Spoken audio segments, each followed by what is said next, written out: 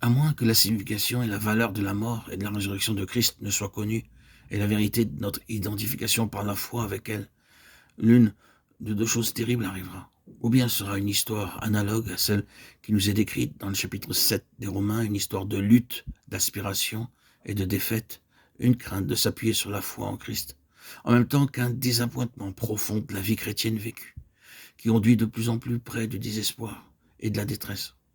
Ou bien l'on en arrivera à cet état terrible qui dessèche la conscience et qui tue l'esprit, et que l'on nomme l'antinomianisme. Il sera peut-être utile de dire ici ce qu'est cette doctrine. Le mot est formé de anti, peut-être utile de dire ici anti, ce qui veut dire contre, et nomos, qui veut dire loi. Le terme a été employé pour la première fois par Luther pour désigner les adeptes de Martin Agricola qui prétendaient que la loi morale comme telle ne liait pas les chrétiens. Mais la chose elle-même existait longtemps avant l'époque de Luther où le nom lui fut donné. Dès les premiers temps chrétiens, il y a eu ceux qui ont nié l'utilité de la loi ou ses obligations dans la dispensation de l'Évangile. Il semble que déjà dans les temps apostoliques, ce principe a été à l'œuvre, ce que nous faut comprendre plusieurs passages des lettres du Nouveau Testament. Car dans ces passages, les apôtres y mettent en garde leurs convertis contre les fausses interprétations de leur enseignement, qui seraient une excuse à toutes sortes de dérèglements.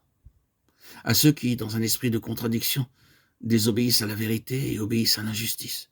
À eux, la colère et l'indignation. Anéantissons-nous donc la loi par la foi?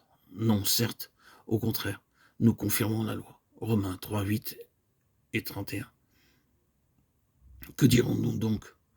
Que nous devons demeurer dans le péché afin que la grâce abonde? Non, certes. Romains 6, 1. Que personne ne vous séduise par de vains discours, car c'est à cause de tout cela que le courroux de Dieu vient sur les enfants de rébellion. Éphésiens 5, 6. Avec leurs discours pompeux et vides, ils séduisent par les convoitises de la chair et par l'impudicité ceux qui viennent à peine d'échapper aux hommes qui suivent la voie de l'erreur, en leur promettant la liberté alors qu'ils sont eux-mêmes esclaves de la corruption, car on est esclave de ce qui vous a vaincu. De Pierre de 18, 19.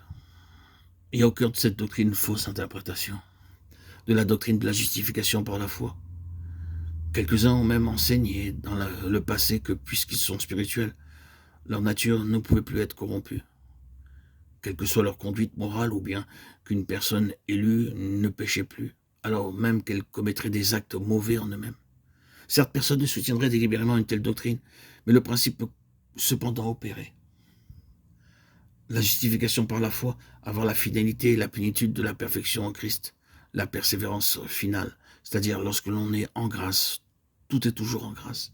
Des affirmations comme celles-là peuvent, si étranges que paraissent cela, produire une espèce de christianisme dur et légal, s'il est mal compris, et résulter en beaucoup de choses positivement mauvaises ou problématiques, ou autres que conformes à la grâce de Christ.